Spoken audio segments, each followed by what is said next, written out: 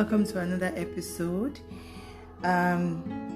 Musings of a Sanguine Christian Woman. My name is Adeoluwa, and in this episode, it might seem like I am playing the devil's advocate, but I assure you, I'm not a fan of the devil by any stretch of the imagination. Like, I loathe that being. Okay. And I think the feeling is mutual. So yeah. But in the spirit of being fair, because I like to be fair, I try to be fair, and that is one too. There are many sides to everything. There is not one side to one thing.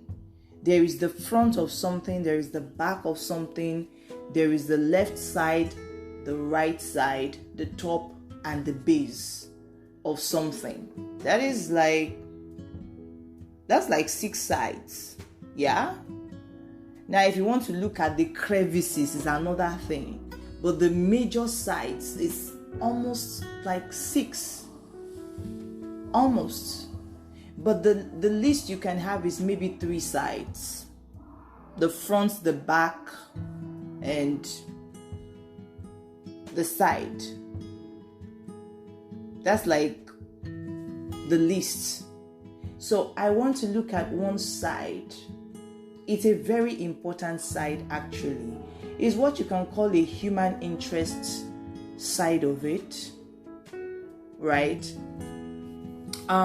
In the issue of why do women deserve to have half of a man's property, or deserve to sue a man for money if they are exiting a marriage or a relationship, as the case may be.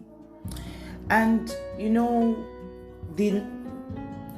normally the direction a lot of people will go, women included, is to blame the woman and say she's a gold digger, was just there for the money.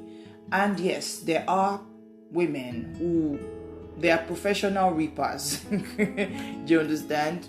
That's what they have chosen to do, to reap men of money. So they will position themselves in such a way that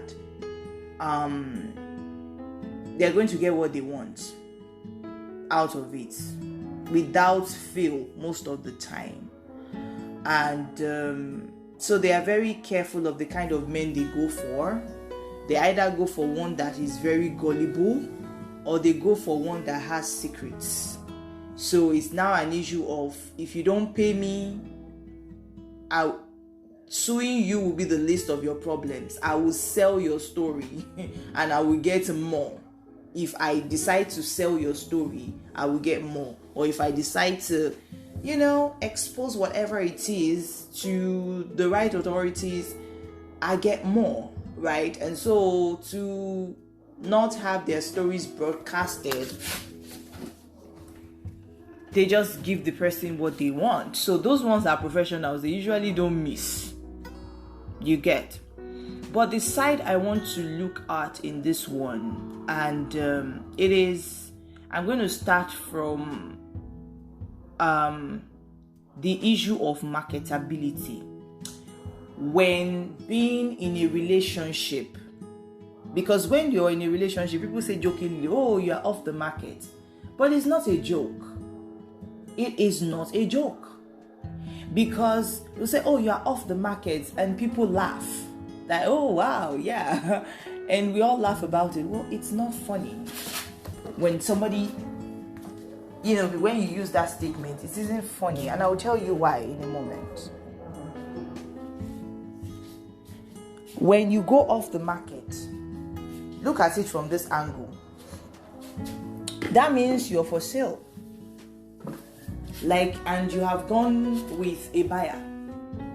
Someone who is willing to pay your price, whichever that price might be. Maybe yours was love, maybe yours was security, maybe yours was comfort, whichever is, and you've gone off the market. Whatever price you demanded, and whoever offered, and you chose to go with them. So what happens when the person you are no longer interested, or the other person is not interested, or both of you are not interested anymore? Then you are back into the market.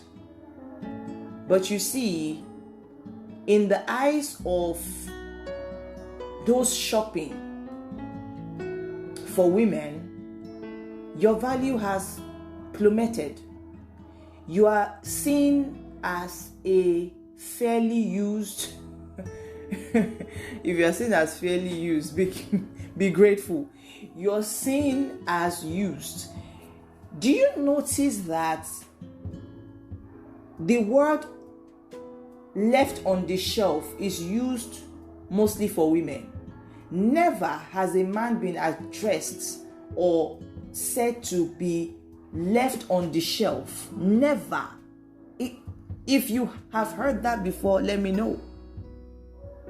So when they talk about a woman being on the shelf, what they mean is she's been left on the shelf. It means that she's older, she's getting past the marriage age of her time, and she's not yet married, not been in a relationship, so she's now on the shelf. She's been left there.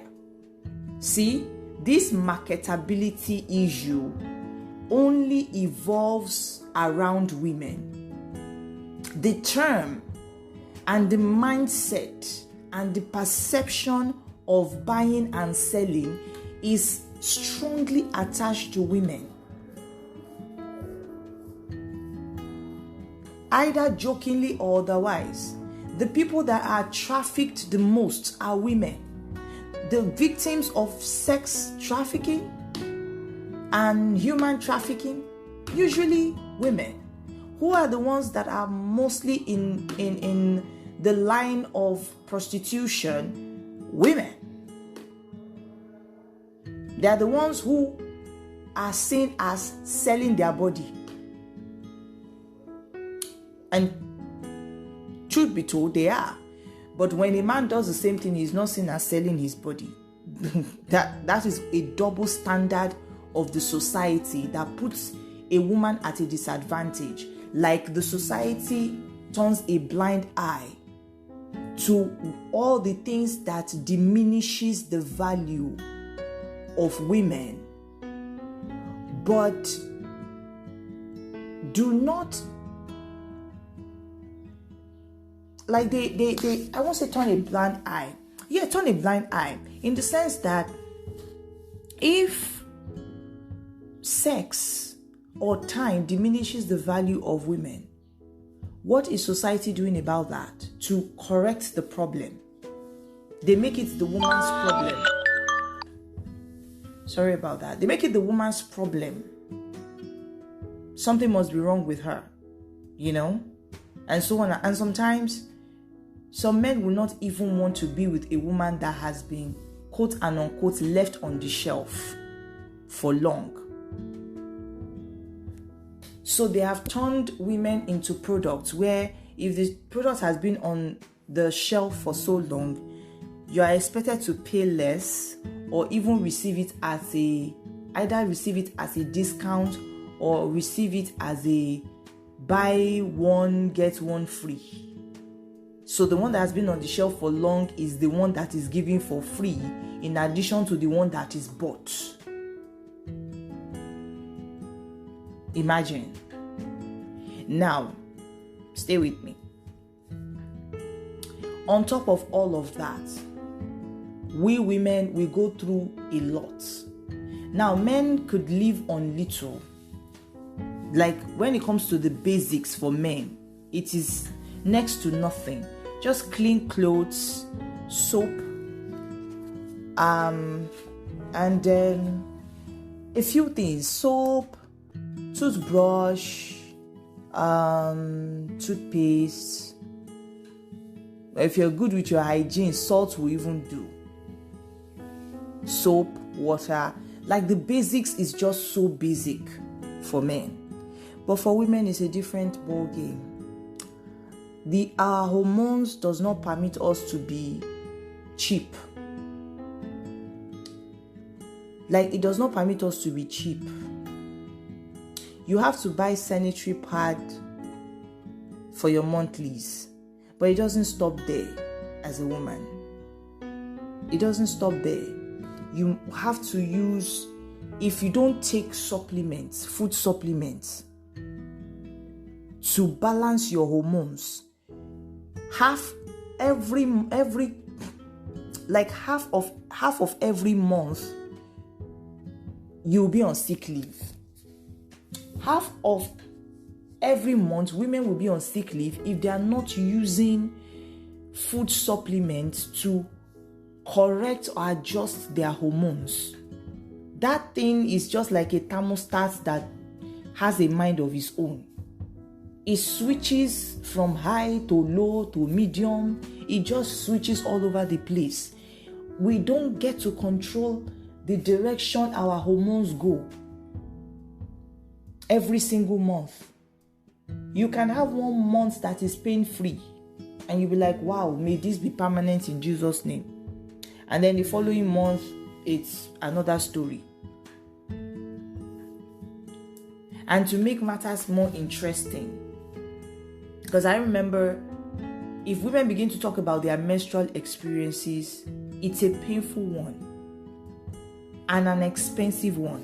Because I recall when I was trying to do this properly, so I did go to the hospital, and I went for consultation, and some drugs were recommended for me to use, and I used them, and they work for a few months. Then they have issues again. Then the pain, it's no longer working. The pain starts again. Then I have to go back to the hospital. Then they prescribe another one. So imagine having to go to the hospital every few months to have your painkillers upgraded. When I began to see some terminologies on the last the last one I went to, which was years back, where I, wanted to get a recommended drug. And I was looking at the drugs and the terms used, and it was looking like too close to anesthesia for my own liking. It was looking too close to anesthetic. Is it analgesic now?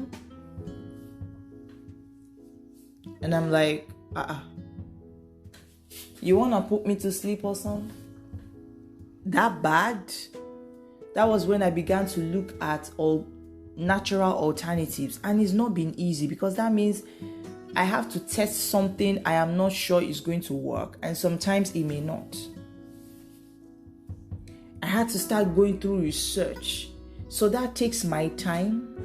That takes data. And then practically using myself as experiments. That is the story of most women. Hormones do us, and we go through similar issues, but the solutions always differ. So which means that I could use something that works for me, but I recommend it to the other person and it doesn't work for her. And if she doesn't understand this principle of what works for you may not work for me, she might think I lied to her. And that is another reason why female friendships crumble. Because then you recommend something to a friend. And I admit, there are some people that will tell you something, they will not tell you the truth about what they are using that is working. Some will not tell you the truth about what they are using that is working. But that's not where I'm going. So you use it, it doesn't work, and you feel that the person lied to you, but chances are they did not. So sometimes we use these things and we are like, for now, this is working. You have to make sure that you eat vegetables and fruits and all of that, because your skin depends on these extras. Your hair depends on these extras. Then you have beauty products. You have the one for your face. It wasn't funny. It was a bit funny when I was younger, and Some people made jokes about, women have creams for different parts of the body, and I laughed. I'm no longer laughing about it right now, because it's true. If you use the moisturizer meant for your skin on your face, it might not work,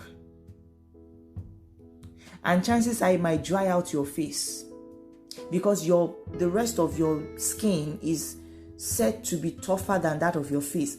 I'm just trying to explain. So by the time you going for the barest minimum in terms of your personal care to manage your health and your hormones is expensive. What you use on yourself, what you take in, as in swallowing, as in eating, they are pricey. Right? And so you now have to deal with. So if that is pricey, you also have to deal with the issue of marketability as well. So when a woman goes through all of that, and the issues are not reducing, they are increasing. It's like as the older a woman gets, the more she depends on eating clean. Like a 15-year-old could get away with taking sweets and donuts and all them sweets, but by the time you are 25, you're hitting 30.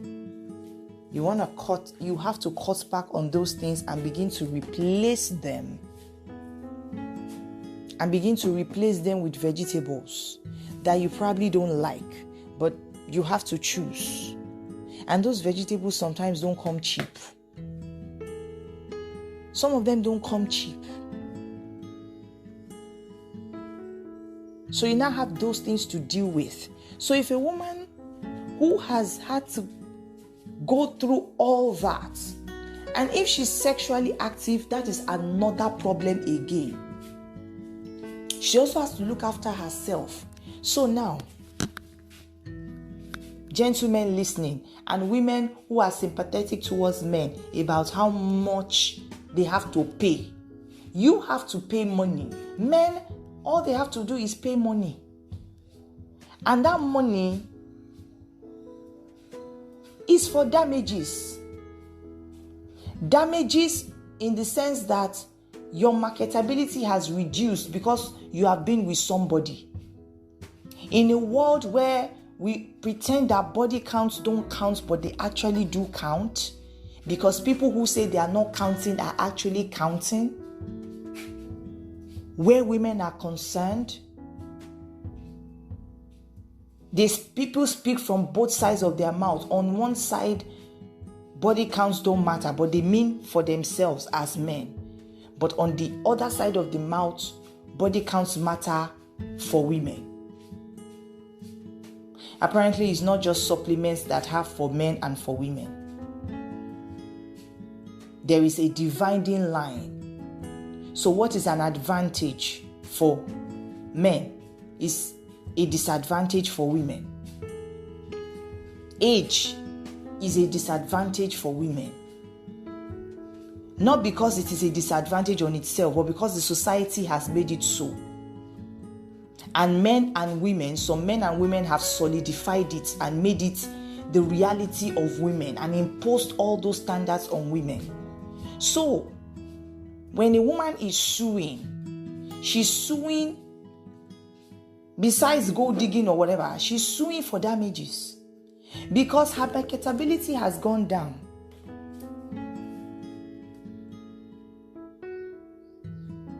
We see people, men, advise other men to not date a woman that is above 25. So now, if a woman of 25 is dating or has dated a man since she was maybe 24, and now she's 29, 30, and they go their separate ways, if they were just merely in a relationship, it's not official, then she's considered fairly used in the eyes of society, not mine. Okay, not mine. But since we are using market is one word that is too tied to a woman's value for comfort. So she's fairly used because she's been there for 5 years. You have men, I've heard of a man say that he would rather be with a woman that has been with 3 men, that have 3 men, that have been sexually active with 3 men in the past, than a woman who has been sexually active with 1 man for maybe 5 or more years. Because he's looking at the mileage. When it comes to sex, he's looking at the mileage, like one man has just used this woman over and over like a garment for 5 years. That's what he's thinking. Never mind that this same man is not a virgin himself. He probably has more body counts. He can't even count how many body counts he has. But he wants to have an issue with a woman who has been in a relationship for 6 years with just 1 man. He has a problem with that. So there is body count of being with somebody for long, and there is another body count of being with different people in a space of 5 to 10 years. So you are fairly used, depends on who you ask. They ask for mileage. How long has this thing been used? How many people have used it? We are talking about women now. Imagine. We're talking about women now. That is the coded conversation out there among the so-called sophisticated men that have no problem with sleeping with anything and anyone as long as they are available. They are supposed to be open-minded. But are they open-minded? That's another topic for another day. But we stick to the topic of why women deserve settlement. Because we go through a lot. There are some things that I've just mentioned them. Body count, time count. So even whether you have been sexually active with the man or not, there is also, you are affected. Even if you say you didn't sleep with this man, but age, you've been with him for 5 years. You are now 30. Your marketability has dropped. That's another one. Then you are going to have issues with, do you still think about him? Comparisons. Do you compare? So you have society demanding from you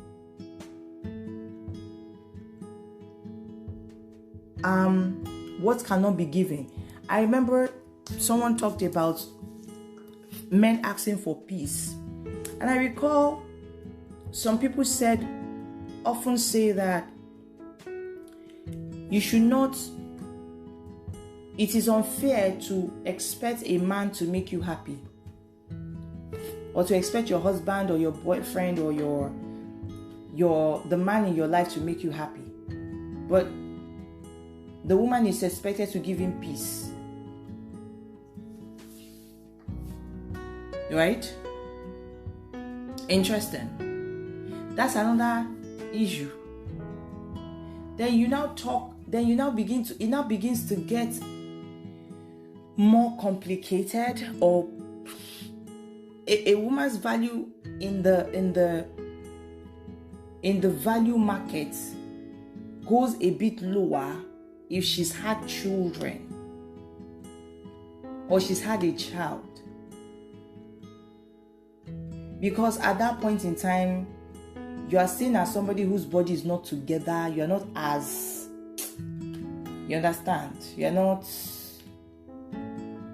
you're just not that fresh, in quotes. To these same men who will encourage women to be promiscuous on one hand, and the other hand they will say something else. So if you have children, the marketability drops lower.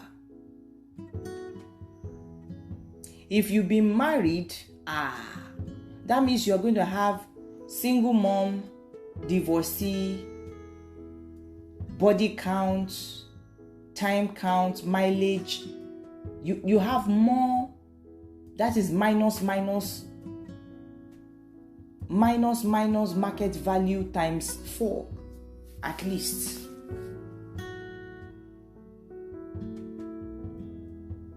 Hence, if you look at it from that angle, her marketability has dropped. She cannot easily move on. Like we like to say, move on. With whom? With the men who think she's used goods? With some men who think that she's faded? Who is she going to move on with? Who? The least she can get, after all I've just stated right now, is compensation, monetary compensation. That's the least. It's not going to solve the problem. It's not going to make her more marketable. But at least she has enough money to take care of herself better, because she's no longer sharing her space and her body with the man. So, her body finds time to rest or something. I don't know. But at least it's compensation for damages in more ways than one.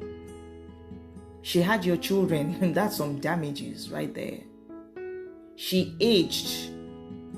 She grew older while she was with you. And she can't easily get the kind of man she will get when you got her. That is damages too. And you should pay for that. So next time, before you get all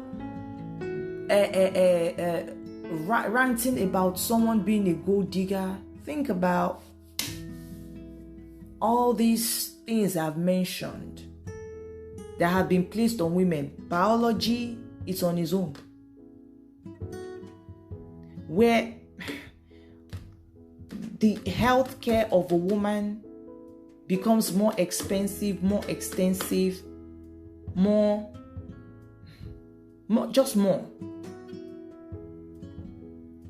Then you now add the societal's market value analysis to the whole thing. It just makes it worse. So a woman in that situation is almost bound to be single, be scorned. Like, she can't even be single in peace. Some women would they're not even interested in men anyway. But the society will not even allow them to be single in peace. It was this rapper not too long ago that said something really nasty about his son's mother in front of his son, in front of a camera, and it was posted online. So his son was a witness to, they were talking about his mom. They were saying something, and I said, yeah. And he just, mentioned his mom, his son's mother, in a derogatory manner. And if it made it to public, he posted it, or someone posted it, I don't know, but it got to the public.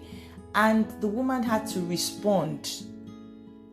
And please, just let me be. Leave me alone. Let me heal in peace. I don't want to say anything against you like you seem to like doing. So don't do that with me. She can't even be single in peace. Apparently, the issue was that she was seen around a single guy, that was practically like a senior in that industry. And I guess that was probably what triggered him. So even if you want to move on, even when you do find somebody that you can move on with, a prospect that you can move on with, either the man or the society on the man's behalf will start to attack you. So it's like the society is determined to make sure that once you are off the market, you are forever off the market. So you have two options as a woman. You either make sure that once you are off the market, you are off the market for life in a good way. And you don't have to come back to that same market again, or you stay in that market and be termed as on the shelf, but at least you are there. Which is why you find Christian single women who are, still single. They are the ones considered being on the shelf because they don't do relationships like the people of the world do. And I think this episode would help some Christian women who think they are missing out. You're not missing out on anything. The fun that you're going to have being in different relationships and trying things the way the people of the world are trying it will put you at a disadvantage. You just heard the analysis. I try to explain the market analysis, the market value of women in the eyes of society. And you find that both men and women are on board with this thing. So it's left for you as a woman to, build yourself to a level where your discernment is high enough to perceive somebody who will stay with you for life, who will be with you for life, and who you can be with for life. And be patient. Being accused of staying on the shelf for too long is a picnic compared to being called used goods, used products, and all the S word and the B word they use for women that are sexually active. You are on the shelf. People say that you are on the shelf. You didn't move from there. So calling you the B word is going to be ridiculous. So at least you just have one name you'll be called. But the moment you get off that shelf,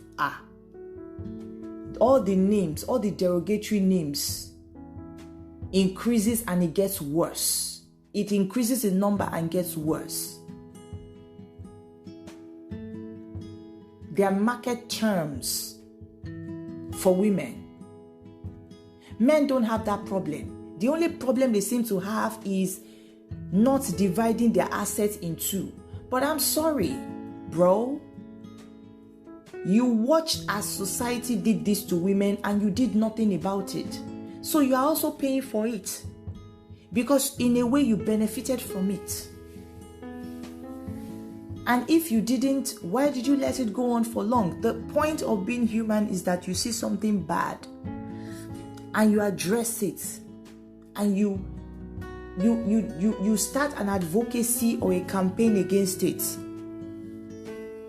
You change the narrative. If all men worked together to stop reducing women to a product that can be off the shelf, demarketed, fairly used, using market terms for women, if they have stood against it and insisted that beauty is in the eye of the beholder and leave it at that, none of this will be happening. So you see, a woman getting half of your assets is how will I put it now? It's compensation for damages based on how the society views her. You can't completely blame her for that. Now, are some women taking advantage of that? Oh, of course, absolutely. But why leave space for anybody to take advantage of anything? Why leave that space? Why create a platform or maintain a structure or a perception that is shaming women using derogatory market terms. Fairly used is even fairly nice compared to the B words and the S words and brutal languages they use on women. Right? It's the lists. Because you can't. This damages. This derogatory statements being used on women cannot be fixed with money. So when you're paying money for something that money cannot fix, money cannot solve, it's just compassion and activism that will solve it. I mean, all those things I've just talked about, does this seem to you, when you now put money, how much money is enough to make up for all that? How much money can make up for the permanent changes that happen to you as a woman, the permanent changes that happen to women when they give birth, the permanent changes that happen to women when they're having sex, the permanent changes that happen to women as they age? Do you think money can make up for that? No, it cannot. And that is not something Planned Parenthood can fix. No, that's not something abortion can fix. It won't fix it. Hormones are hormones. And they are like the wind. They blow wherever it is they want. And we have to deal with this every month. For a lot of women, every month, for 2 weeks in a month, they deal with premenstrual. So that premenstrual is pain without menses, bloating without menses, body pain without menses, feeling drowsy without menses, losing appetite, breakouts. The body cream you're using is no longer working all of a sudden. Your skin gets darker, more spotted, you're more tired.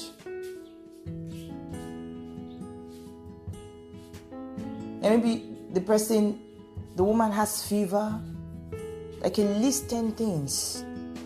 Body aches, hip pain, waist pain, thigh pain. Menses is not there yet. It's just telling you that it's coming. The Braxton Hicks. The monthly Braxton Hicks of menstruation. Then it comes. And the whole premenstrual syndrome kind of increases during the menses.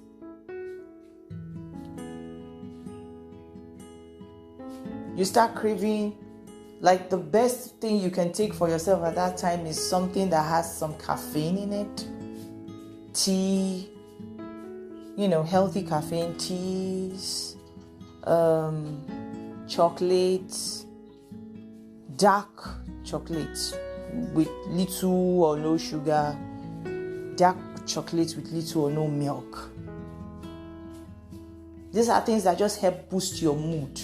There's the moodiness. Just feel cranky. I mean, who wouldn't feel cranky when they're in pain? And this is something you have to deal with monthly. Every month. And the whole thing becomes worse as a woman ages. So if she can find the key to natural health, and it's expensive to eat healthy organic foods, That's the only way to reverse the problem and reduce it to the barest minimum. That is a lifestyle that many cannot afford. And some can afford it, but where is the time to start juicing vegetables, drinking fresh vegetable juice on a daily basis? Juicing it is one thing to buy a juicer. Another thing to have the time to use it. Because if you are really going to use a juicer, you have to do it on a daily basis. And it doesn't work immediately. Do you understand? Because it goes to the roots first. But by the time it starts to walk through the roots, through all the branches, you begin to feel the positive effect. But the truth is, it doesn't stop there. It's a continuous thing. It has to become a lifestyle. How many people can afford that? You have work to do. So the best you can do is maybe work with somebody that does that for a living, and you pay the person to send you juices and stuff. But truth is, it's expensive.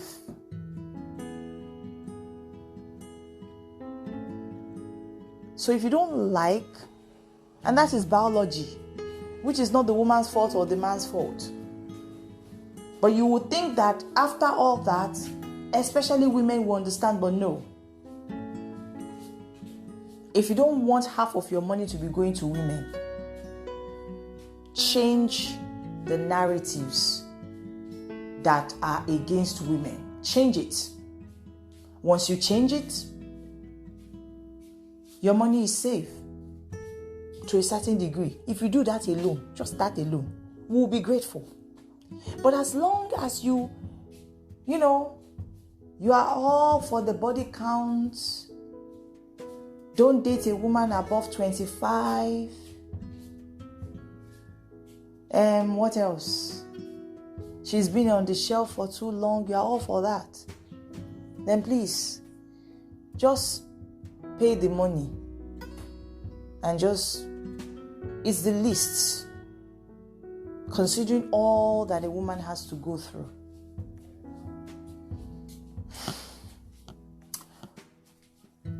I'll put a pin on that for now. Guard your heart with all diligence, for out of it flows the issues of life. Guard your heart diligently. Guard your heart diligently, for out of it are the issues of life. If each one can teach one, then each one can reach one. What a much more beautiful world this would be. And I'm quoting Charles B. of blessed memory. God has not given us the spirit of fear, the Bible says, but of power, love, and a sound mind. They that know their God, they shall be strong, and they shall do exploits. Shalom. I'll see you or speak in the next episode on a different nuance of this society that we are in. Shalom again. Shalom.